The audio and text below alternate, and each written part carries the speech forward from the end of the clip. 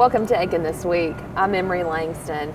Today we're going to be talking about recycling, our partners in recycling, and some upcoming changes to the recycle schedule for the City of Aiken. I'm being joined today by Sarah Herring, who's with our Public Works Department at the City of Aiken, and Norman Dunagan with Dumpster Depot. Norman, thank you so much for hosting us today in your facility. It's exciting having you guys here. It's nice to show off what we've done. Well, it's a massive facility, and it's a very interesting place to visit for sure.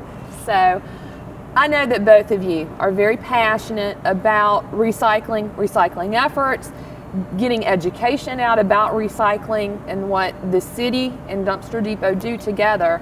So let's talk for just a minute about the relationship and the partnership that we have together. Okay, great.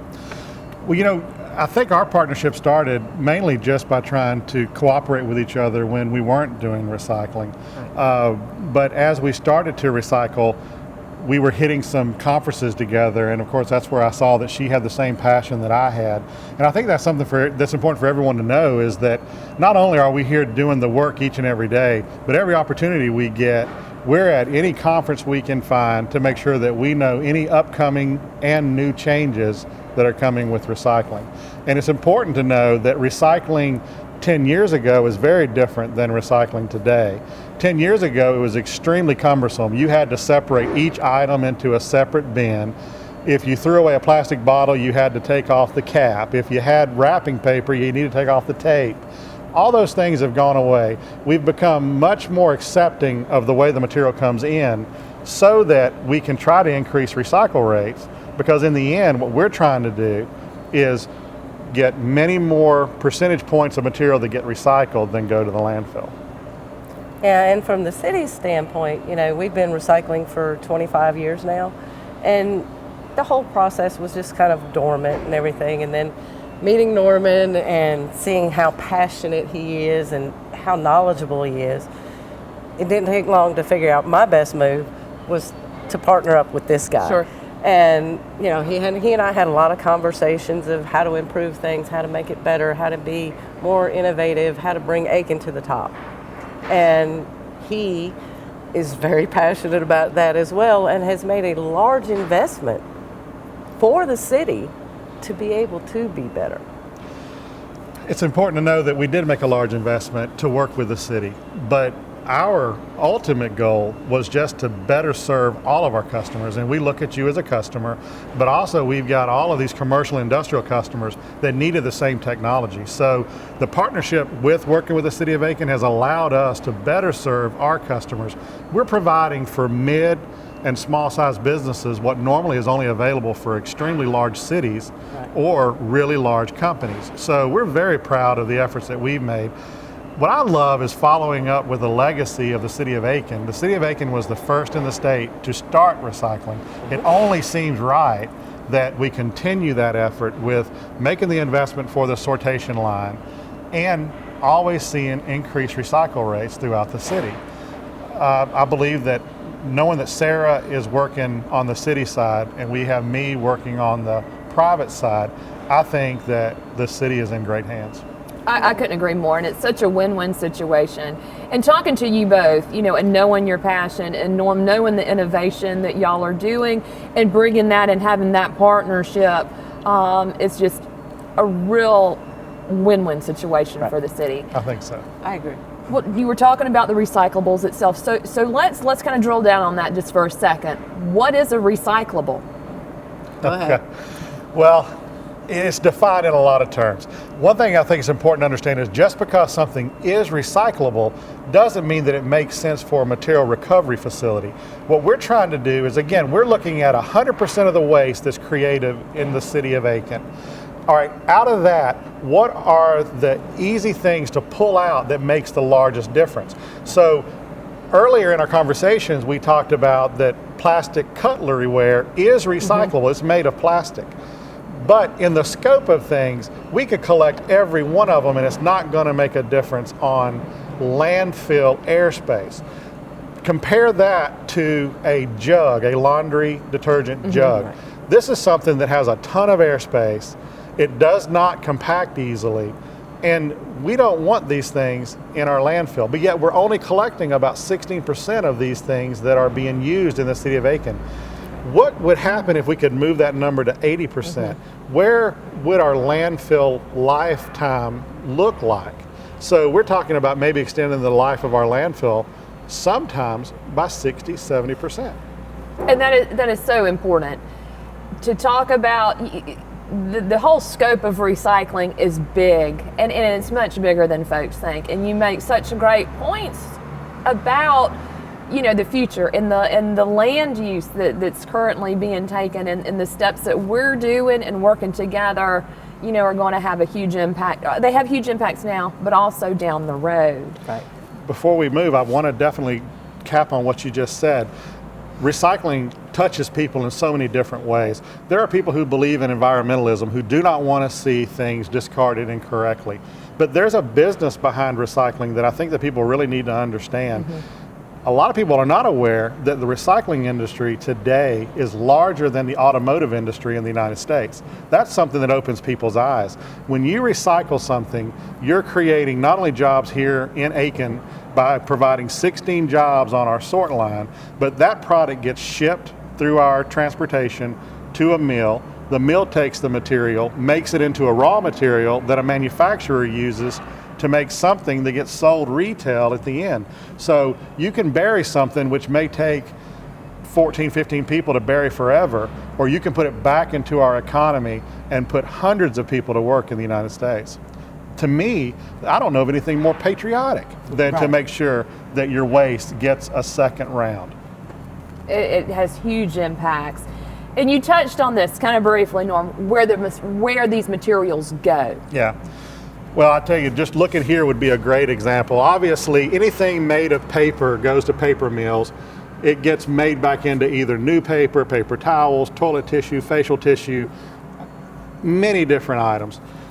Milk jugs and any kind of food cartons goes to be reground. It could become a dashboard for your vehicle. It could become the carpet on your floor. There's so many things that this can be made into. Number one, plastics. This is something interesting. This is amazing to me. 4 of these plastic bottles can make a shirt. I'm not sure if it'll make my shirt, but 4 bottles make a t-shirt. That's pretty impressive. A lot of people don't understand that clothes are made of plastic today. If it's polyester, it's made of plastic. Paper here, again, could be back into newspaper again, or it could go to facial tissue. Aluminum, obviously, is one of the most recyclable items. Aluminum cans can be made back into an aluminum can within 14 days. So you give it to us, within 14 days, it can be an aluminum can on the shelf again. Very important. This is also important about aluminum. Aluminum is made of something called bauxite. There is no more bauxite in the United States. We have mined every piece of bauxite we have. So today what we do is we buy bauxite from overseas, we ship it here, we make aluminum cans out of it, but still at a 36% rate, we throw it in the landfill. Yep. We haven't learned our lesson. We've got to make sure that we're using the resources that we're given.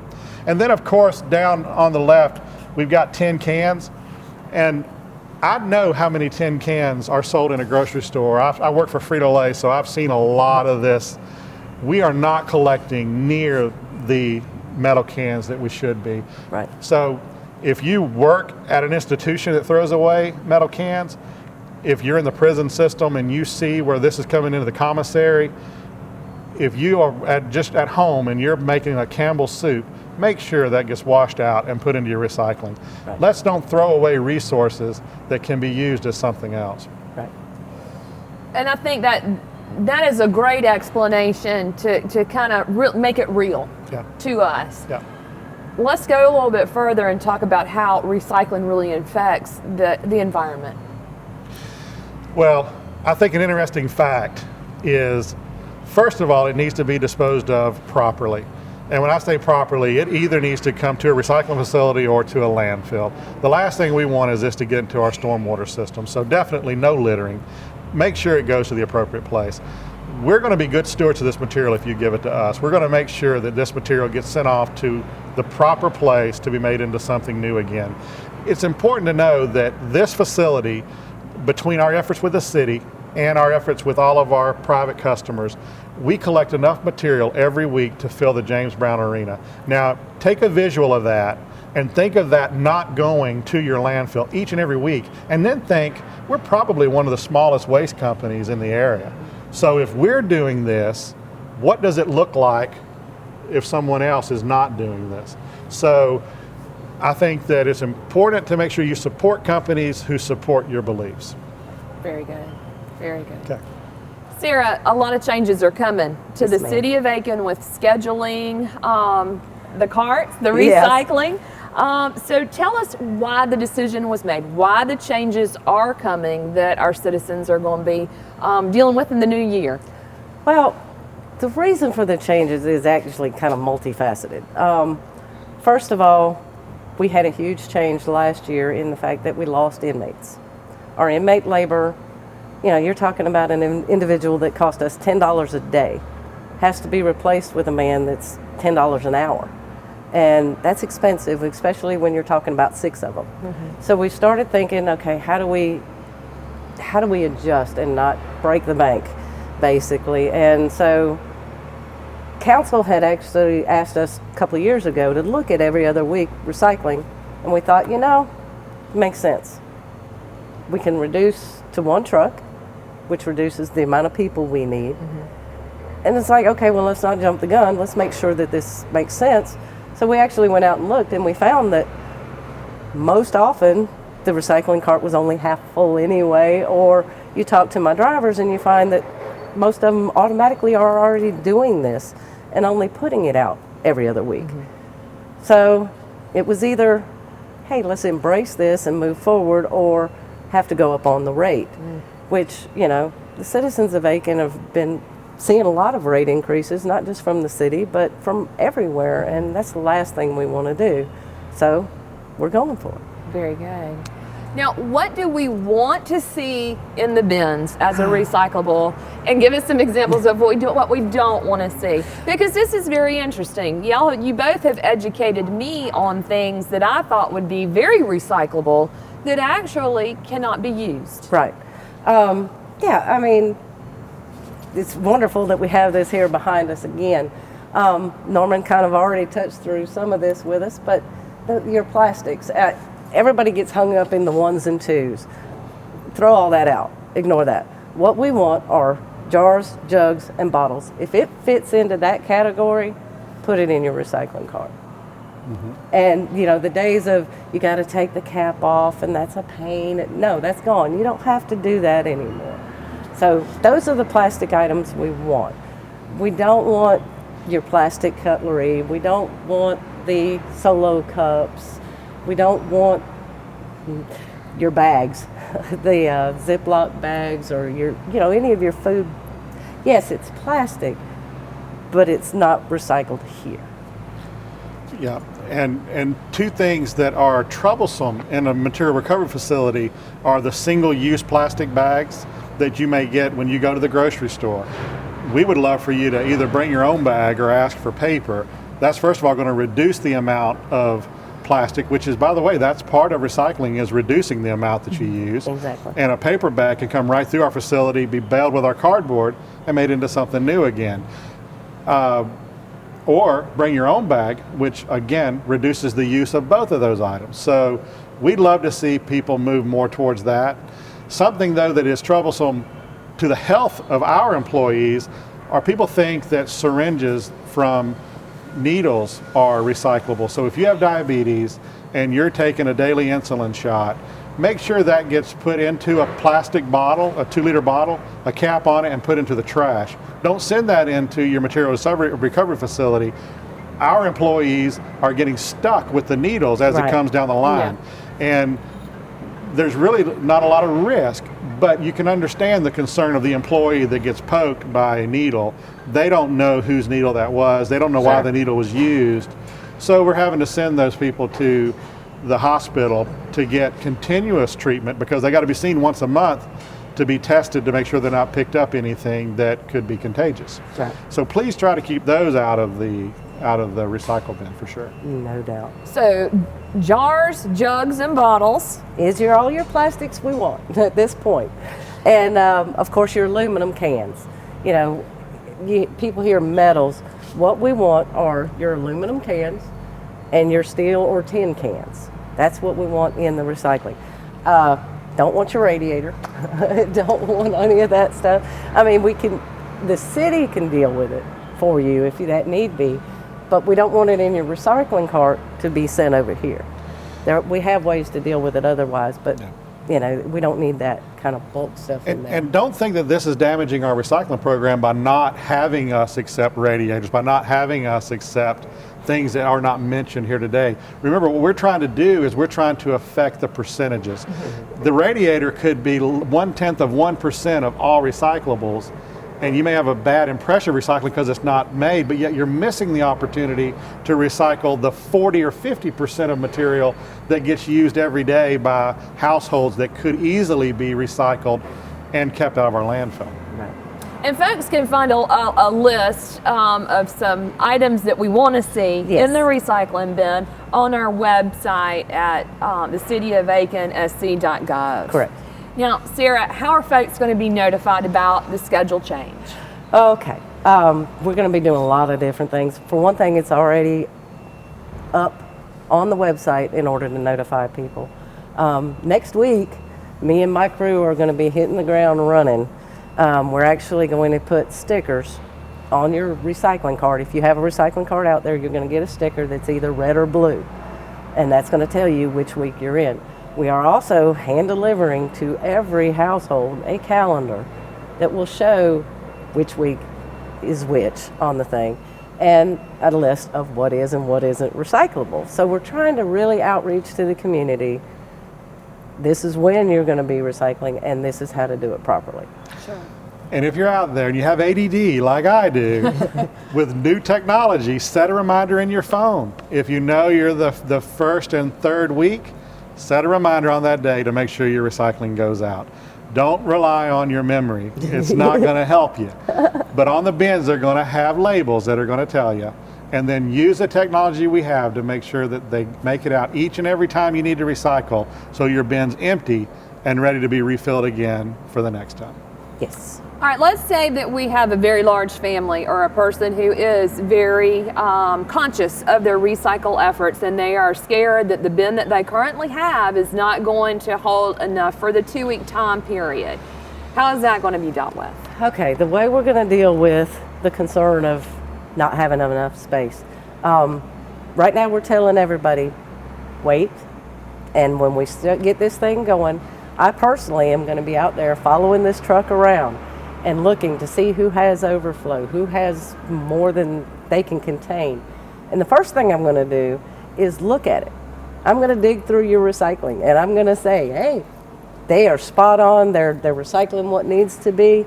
We need to get them a bigger container, or we need to get them a second container. We will do whatever we need to do to ensure that people can recycle everything that they want to. But on the other hand, if I go through there and I find the styrofoam or the plastic cups that we don't need, then I'm going to one-on-one educate so that he gets a better product on this end and they still have the room they need to do it correctly. I'm glad that she mentioned styrofoam, because that's something that a lot of people want to see recycled, and we want to see it recycled as well. The city and I are working hard to look for people to help us add this to our capabilities. So as soon as that capability is there, we're going to make sure we communicate it to the city. Right, but currently it's not currently we're not able to accept styrofoam. I just really want to commend the efforts that both of y'all are doing to educate and get that information out there. And again, a list will be coming through to each household about what is and what is not recyclable, and you can find that information on our website too. Yes. So that is that's something that we really want to know. Sarah, when's the schedule going to start? Okay, the new recycling schedule will start January 9th. And just for the record, the first week is a blue week. So, the blue folks are up first. So. Very good. And the schedule too can be found on the city's website? Yes, and there is actually even a link on the website that it's an interactive map that you can put your address in, and it will take you and show you exactly what the color of your neighborhood is, just in case somehow we miss your bin or something, but there are several ways to find out what you are. Sarah, what is the biggest benefit to our city residents? Cost savings. Very good. Hands down, cost savings. We don't want to have to go up on rates. And I honestly believe that all this attention that we're getting from this is going to allow us to educate our citizens better on what's recyclable, what isn't. Norman will get less residual stuff at his facility, which, brings his costs down. And under the original agreement between Norman and the City of Aiken, once he became solvent, because it was a huge undertaking for him to do this for us, then there will be a profit share going on. And that's huge. We have never, with the City of Aiken, we went from paying to do the right thing to now we're doing it basically at no charge, to the potentially making money by doing the right thing, which would drive the rates down even more. And this, I'm excited because it gives us an opportunity to outreach to the community as we never have been before. Sure. As we're wrapping up today, have we missed it? I know we could talk about this subject for a very long time. And both, it's because there's so many components to it. I think we're really just skimming the surface today and letting folks know in the city how this is directly going to affect them with the recycle schedule. But is there anything that y'all want to address today that we might not have covered? First, I want people to know I think that this was something that was given a lot of thought by the city. I don't think it was something that's just a knee-jerk reaction. She just mentioned that this has been talks for over 2 years. I think they went into this with a really good plan. I also believe that a lot of other cities are doing the same thing. We're only seeing every other week recycling pickup. There are some concerns out there that this may hurt recycling. I can tell you that Sarah and I are working together. We have numbers from past months, and we can also look at the same month last year. So we're going to be watching this. It is both of our belief that this is going to do nothing but help recycling because of all the awareness with recycling. Yeah. So expect to make sure you get used to your new schedule, but learn what truly is recyclable so that you're not putting things that are not recyclable in your bin and taking up airspace.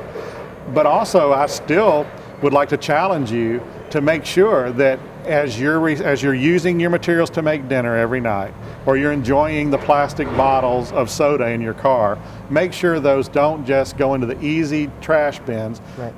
Put forth a small effort to put them into a recycle bin. It truly is a habit. Once you form the habit, and I promise you that it's life-changing once you see how much recyclables take up in your waste bin versus how much trash. Imagine taking 2-liter bottles out of your 15-gallon trash can at home. Imagine taking your laundry detergent bottle out of your trash can at home. All of a sudden, that trash can does not fill up as fast. Right. And what you will find, though, is we'll utilize the carts that the city's given you. We're going to make sure they're full each time they come. And this is going to be a positive experience in the end. I'm convinced of that. I agree. Well, thank you. Thank you both so much. We hope that if you're not currently recycling, that you will get in touch with our Public Works Department and get the bin so that the recycling can start happening. And if you are currently recycling, there is a wealth of information, again, on our website at cityofaikenSC.gov. You can also call our Public Works Department. Sarah, what's that number? That is 642-7613. And they will be able to answer any questions that you have. So we thank you so much for joining us today. Keep the recycling effort going, and thanks for being with us for Aiken This Week. We'll see you next time.